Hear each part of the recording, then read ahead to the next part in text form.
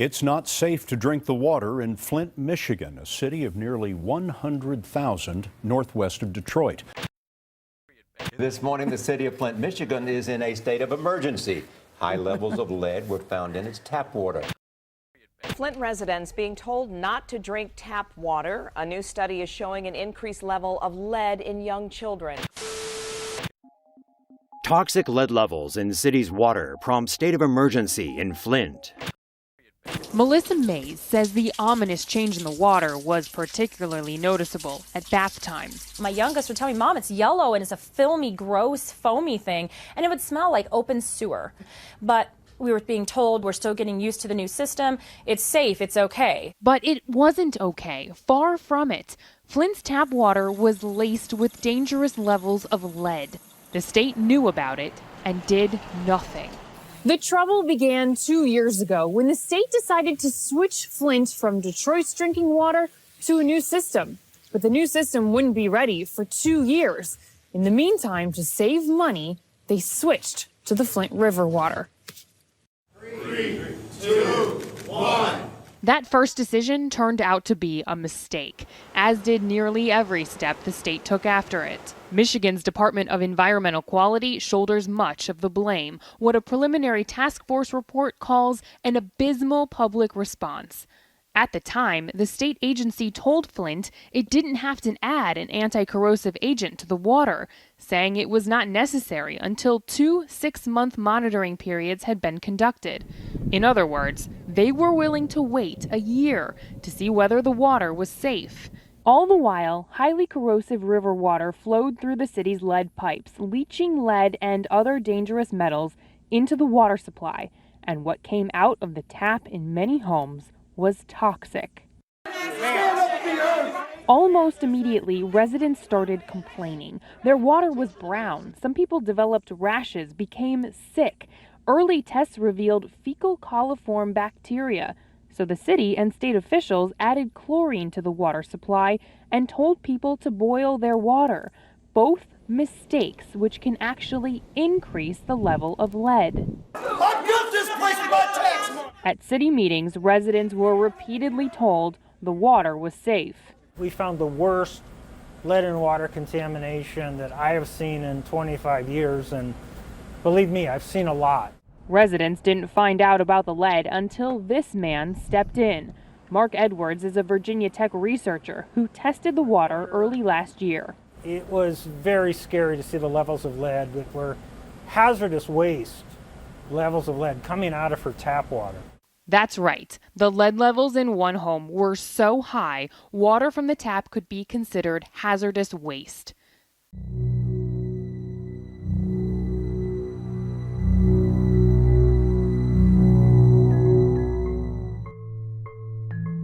I never would have thought I'd be drinking contaminated water surrounded by the Great Lakes. Flint, Michigan is having a water crisis. Currently, the National Guard and Red Cross are handing out bottled water and filters to residents. On January 16th, President Obama declared a federal emergency in Flint, freeing up $5 million in federal aid. I want to pick up briefly on something that Cindy said, and that is just to talk for a second about what's happening in Flint. You know, I am very proud of what I've done as president, but the only job that's more important to me is the job of father. And I know that if I was a parent up there, I would be beside myself that my kid's health could be at risk. And that's why over the weekend I declared a federal emergency in Flint to send more resources on top of the assistance that we've already put on the ground.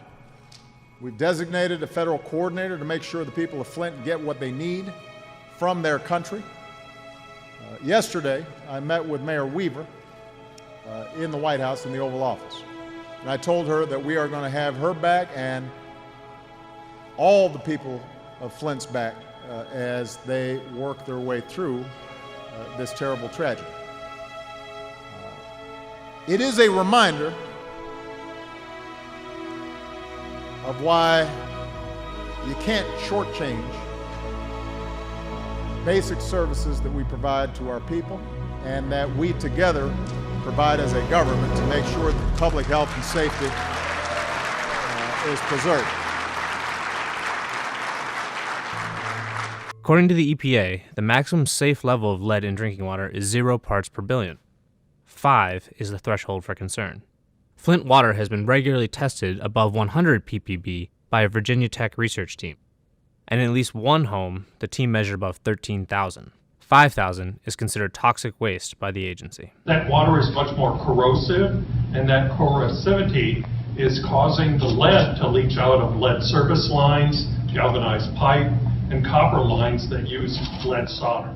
Flint, like many once booming industrial towns in Michigan, has been in so much financial trouble that the state appointed emergency managers to take care of the budget and rein in spending. Here's the Flint. In 2013, those emergency managers authorized a move to join the Karagandhi Water Authority. Well, as the emergency manager appointed to Flint in, I think it was 2013, it was my responsibility to oversee the decision that had been made regarding the transfer from Flint from DWSD to the Karagandhi water system. At the end of 2013, 3 years before the new pipeline was finished, Detroit notified Flint it would stop selling the city water by April 2014. So Flint needed water. It chose the nearby Flint River. When the water source was switched, an additive that prevents corrosion of pipes wasn't used, despite being mandated by federal law. It would have cost approximately $100 a day. Almost immediately, complaints came in of discolored, poor tasting, and foul-smelling water. In September 2015, out of suspicion of high levels of lead in the water, Dr. Mona Hana-Atisha, a local doctor, began testing the blood of local children. This research is concerning. These results are concerning. And when our national guiding organizations tell us primary prevention is the most important thing and that lead poisoning is potentially irreversible, then we have to say something. She found that the lead levels had doubled on average and even tripled in some children. Virginia Tech professor Mark Edwards claimed that the corrosiveness of the water was causing lead to leach into the water supply. It's gotten so dire that a family fun night was held at a Flint elementary school to encourage children to have their blood tested.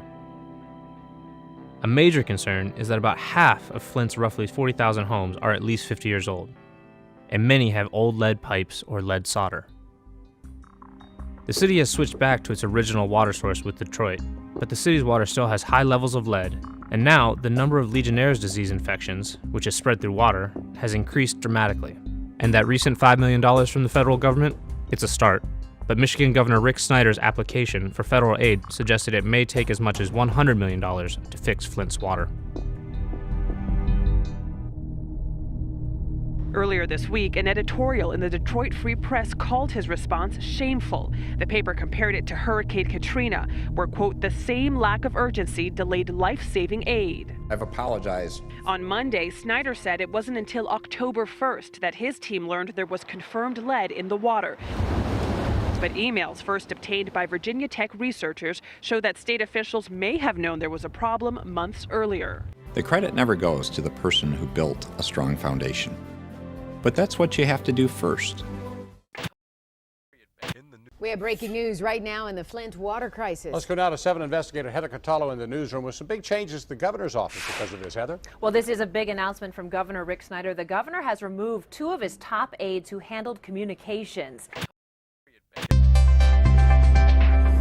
According to emails released by the Michigan governor's office Friday, Michigan officials were warned about the water in Flint long before they admitted there were issues. According to the emails, Governor Rick Snyder was warned about the water quality in Flint, Michigan in October 2014. A protest is happening this evening up in Flint over the water crisis there. People still upset with Governor Rick Snyder, who has apologized but not explained his role in the lead poisoning that is far from over. Isn't there negligence to the point that maybe perhaps carries over into the legal realm here?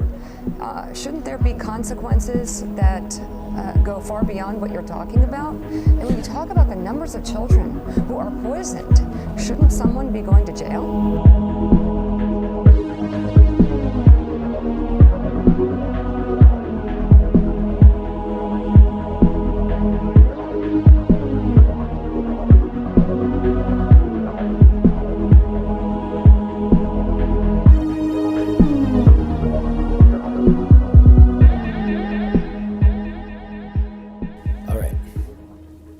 Flint's poor, it's majority black, they feel like you've abandoned them.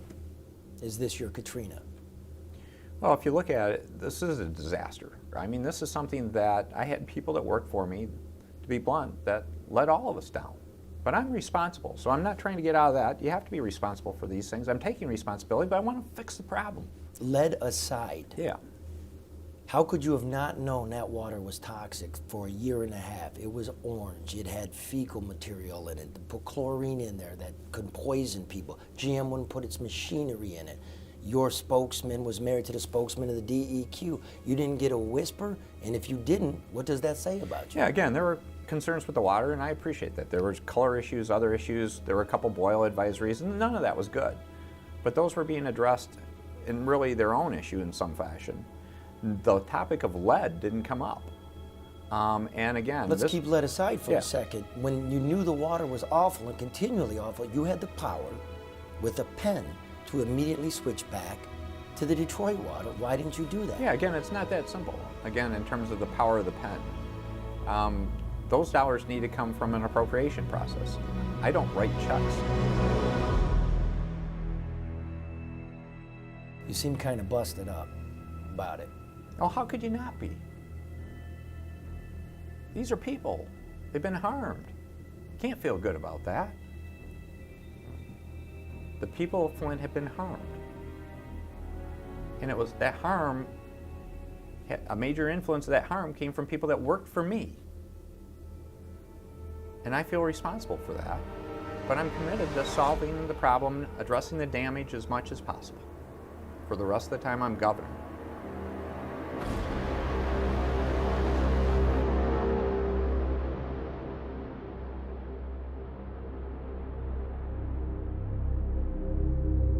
How come nobody's been fired? People resigned and I replaced How them. come nobody's been fired? Well, again, the people that potentially could have been fired resigned. Tell the people, though, did you ask them to resign? Well, again, I don't want to get into all that kind of issue. They're gone, and new people are there. Flint wants to know when it will be fixed. Be bold. When will this be fixed? Give me a date. Give me a year. Yeah, I wish it was that simple. In your time as governor, you cut business taxes $2 billion a year. We got substandard water service in Flint to save $2 million a year. Question is, whose interests do you serve? Corporate's welfare or the public's welfare? We're fortunate to be surrounded by some of the greatest natural beauty in the world. Whether it's the Great Lakes, the Sleeping Bear Dunes, our trails and rivers, it's great to call Michigan home. I'm thankful for all these things and for the opportunity to serve you as governor. I hope you and your family enjoy your time together. Have a great life.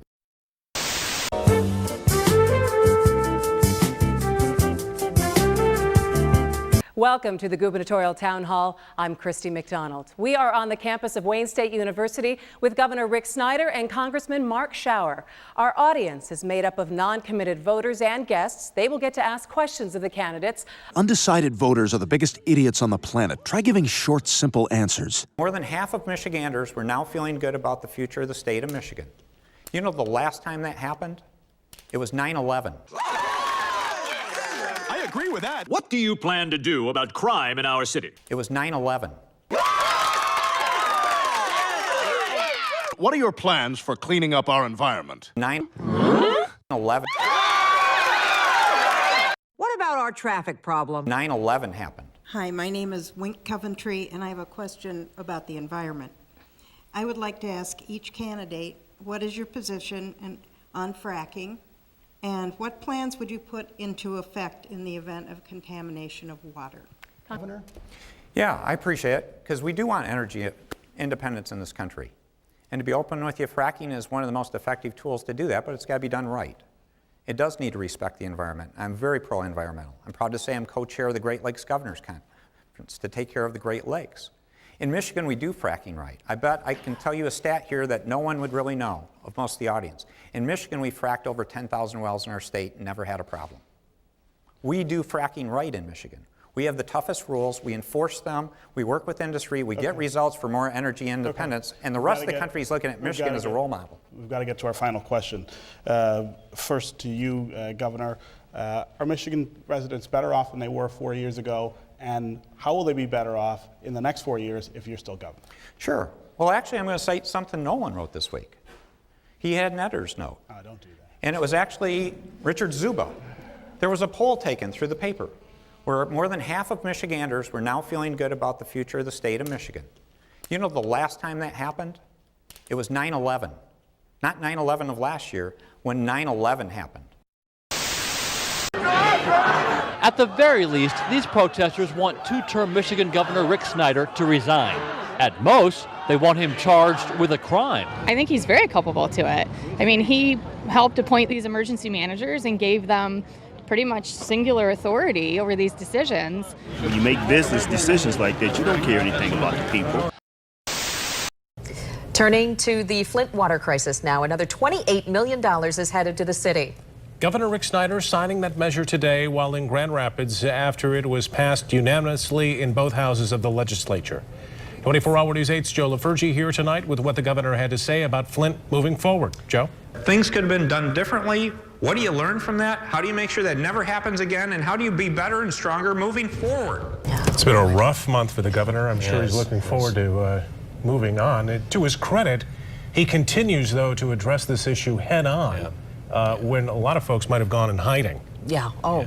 And he outlined, he tried again today to outline, yes, there are mistakes were made. We're going to try to figure out where those happened, but you got to move forward, and there's a lot to move forward on here. We're moving forward. Moving forward.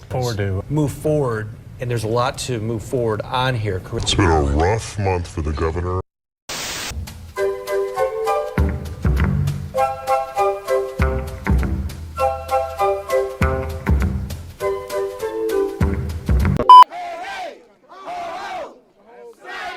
We have a governor that knew that toxins, pollutants, and eventually lead was leaching into the water and being sent into the taps of people's homes.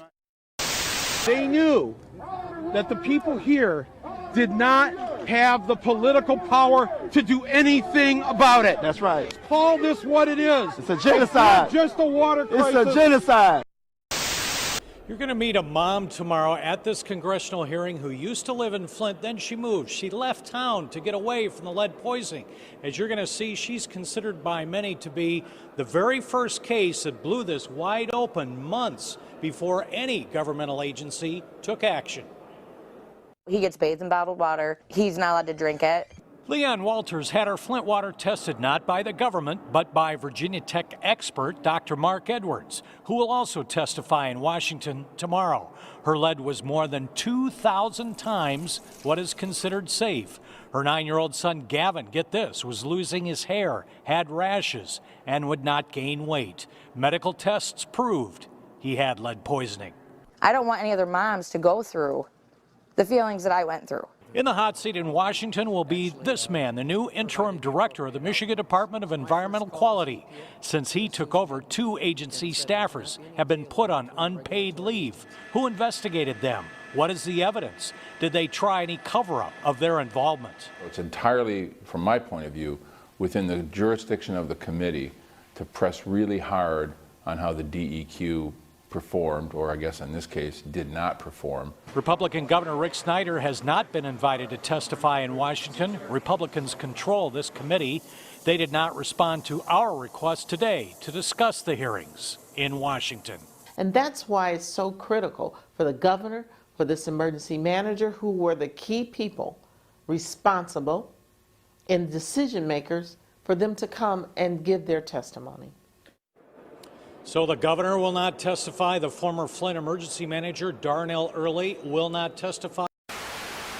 We feel that there currently exists enough evidence to arrest Governor Snyder for either voluntary or involuntary manslaughter, and that a full-scale investigation into the Flint water crisis and a criminal trial will yield the information that will send Governor Snyder to prison. We encourage the city of Flint to be vocal and demand that Governor Snyder face criminal charges. Anonymous will stand beside you. We will amplify your voice where the mainstream media will surely fail you, as it has in the past. We will also join you in calling bull any spin that the corporate media is prepared to put on this, as they have on other past crises that affect the welfare of the common people in this country, most notably the poor and people of color. Governor Snyder and his cronies have brought pain, suffering, and possible death to the people of Flint. They have also clearly displayed contempt for the children of Flint. Certainly they have displayed no remorse or guilt. But it all stops now. Because what Governor Snyder will soon learn is that we do not forgive. We do not forget. The people responsible for this crisis will be held accountable. Every wrongdoing will be rectified. The city of Flint deserved better, Governor. Again, justice will arrive in the form of a pale mask. We are Legion. We are the citizens of Flint. Governor Snyder, did you really not expect us? Mr. Chairman, I was going to let Mr. Cartwright go, but Mr. Craig, I'm getting very concerned about your testimony because I want you to remind you that you are sworn to tell the truth, the whole truth, and nothing but the truth. So let's go over what you just said, and I got to get it right in here because I'm kind of concerned because I don't want the public to not see this for the accurate truth. Mr. Craig, Governor Snyder recently named you as the new head of the Michigan Department of Environmental Quality last month. Your boss, Governor Snyder, and I'm hoping he's watching, by the way, gave this 2016 State of the State address. In his speech, Governor Snyder seemed to take responsibility for the Flint crisis, stating that, and I quote, "The buck stops here with me," and that, quote, "I take full responsibility to fix the problem so that it will never happen again." However, in the same breath, Governor Snyder also tried to blame the city of Flint, as it sounds like you're doing right now, and he said this, and I quote, "This crisis began in the spring of 2013 when the Flint City Council voted 7-1 to buy water from the Karenga-Nandi Water Authority," end of quote. Ms. Craig, do you agree with Governor Snyder's statement? The question that I responded to, sir, was if they would never have changed their water source, would this issue have happened?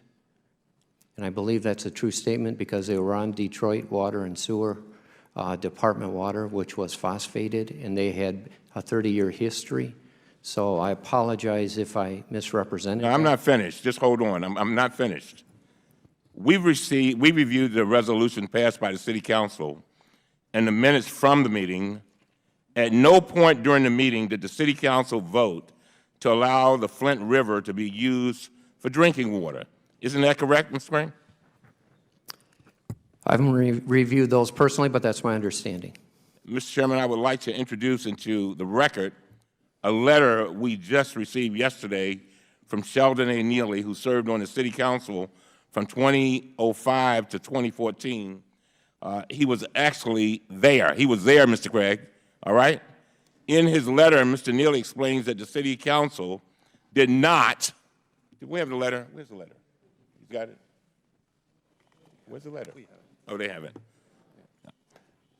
In his letter, Mr. Neely explains that the City Council did not make the decision to use the Flint River because, quote, "The Flint City Council had no power to actually enact any laws for the community. Everything went through the emergency manager," end of quote, who was appointed by the governor. He also says this, and I quote, did you need something, Mr. Oh, okay. Oh, yeah. Would you please? We'll enter the record without objections to order. You're making me nervous with your finger in it. This is what he said. "It was the emergency manager, Ed Kurtz, who made the decision to use the Flint River as a primary source of drinking water for the city of Flint." Mr. Craig, are you aware of Mr. Kurtz's actions? No, sir. I was not in the seat at the time.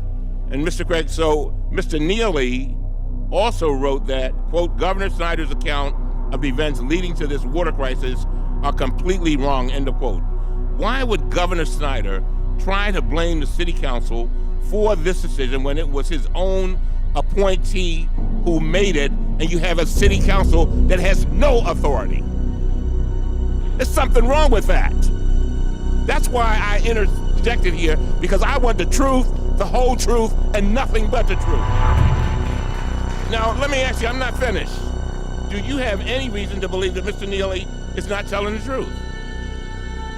I have no reason to believe. Now, Mr. Neely's letter is supported by statements from Flint's former mayor, Dane Walling. On January 22nd, 2016, he stated, and I quote, after City Council and I expressed support for a new water supply from Lake Huron, the emergency manager, Edward Kurtz, went behind closed doors with the Department of Environmental Quality and decided to use the Flint River as an interim source, made the budget changes, and put that in place, end of quote. Were you aware of Mayor Walling's statement? I am not. All right.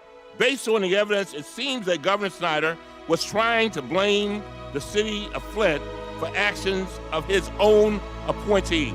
And he did this in his State of the State address to the entire population of Flint. Now, let me ask you something else. Are the people paying right now in Flint for water they cannot wash in and cannot use and cannot drink? Are they paying water bills? And is it a part of the recovery? You said you want to make them whole.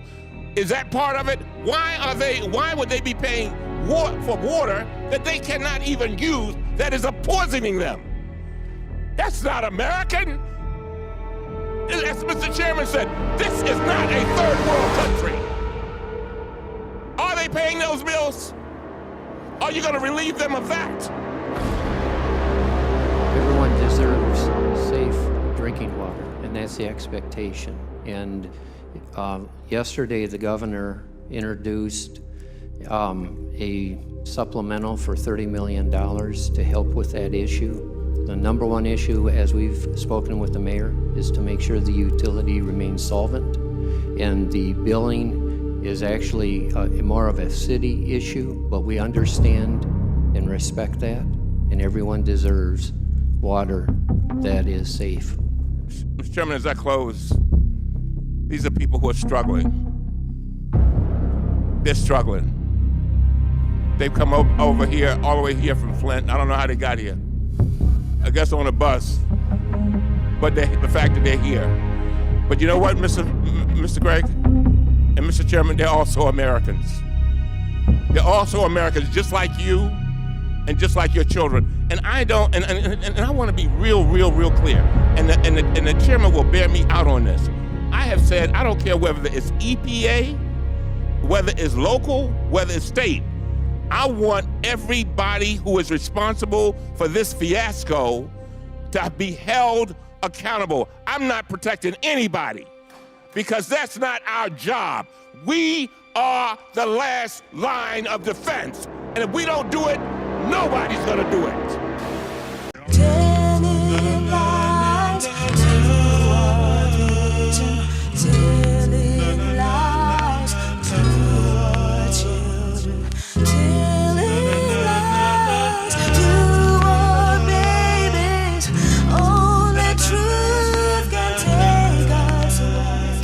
You can't fool all the people all of the time, but if you fool the right ones, then the rest will fall behind. Tell me who's got control of your mind, your worldview. Is it the news or the movie you taking your girl to? Know what I'm saying? Cause Uncle Sam got a plan. If you examine what they telling us, then you will understand what they planting in the seeds of the next generation.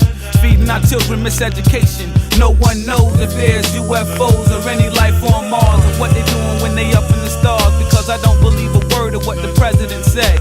He filling our head with lies, got us hypnotized when he be speaking in cold words about crime and poverty, drugs, welfare, prisons, guns, and robbery. It really means us. There's no excuse for the slander, but what's good for the goose is still good for the gander. See, I don't believe Bob Marley died from cancer. 31 years ago, I would have been a panther. They killed Huey because they knew he had the answer. The views that you see in the news is propaganda.